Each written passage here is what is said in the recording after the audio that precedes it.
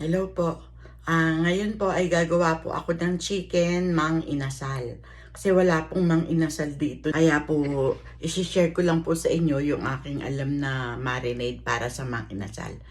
Eto po ha. Sundan nyo lang po ang video. Tapusin nyo po sana hanggang dulo. Ayan. Maglalagay po muna tayo ng dark soy sauce. 1 tablespoon. Tapos po ay ang Nor liquid seasoning, 1 tablespoon din. Paprika, at saka po pamintang durog, brown sugar, tapos 2 kutsarang bawang. Meron din po tayong kalamansi juice. Ayan. Lagay lang po natin dyan. Tapos 1½ teaspoon po ng salt. Tsaka po 1/4 cup ng vinegar. Tsaka po tanglad. Ayan, yun po yung tangkay ng tanglad. Sama-sama lang po yan. Tapos meron din pong luya. Ayan, dinikdik na luya. Ayan, hinalo ko pong maigi yan. Tapos ayan, tinikman ko, okay na po siya. Ngayon po, lilinisin na po natin yung manok. Inalis ko po yung mga taba-taba at gagawin ko po yan chicken oil. Tapos tinarian ko rin po yung manok kasi napakalaki para po pasukin ng marinade yung mga laman. Ayan. Tapos po yung pinakabalat po ng manok, nilamas ko po ng asin para maalis po yung dulas niya at saka yung lansa niya. Tapos hugasan pong mabuti yan. Ayan. Sino-shorten ko lang po yung video kasi hahabang maigi. Pero hugas na hugas po yan. Ayan. Tapos po, nung nahugasan na, tutuyuin lang po ng paper towel. Tapos lalagay po dyan sa isang salaan. Patutuluin lang po dyan. Ayan. Ganyan lang po.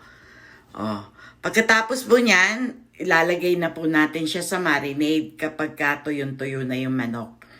Imamarinade na po natin siya. Ayan. Nilagay ko po yung mga tanglad at luya doon sa loob ng manok. Tapos pinaliguan ko po.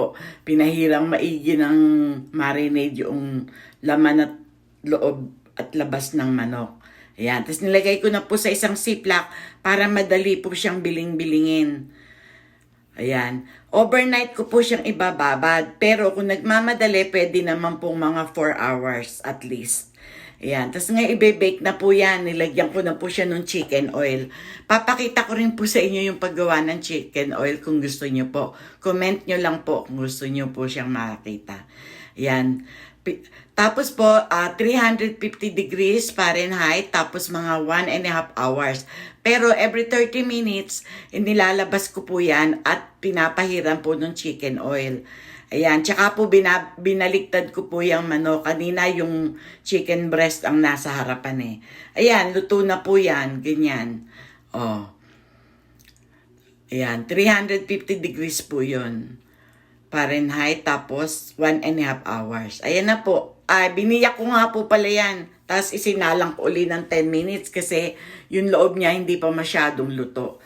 Ayan na po, ganyan na po itsura niya. Napakasarap po, malasang malasa at wala po siyang kalansa-lansa. Ayan lang po, bye-bye!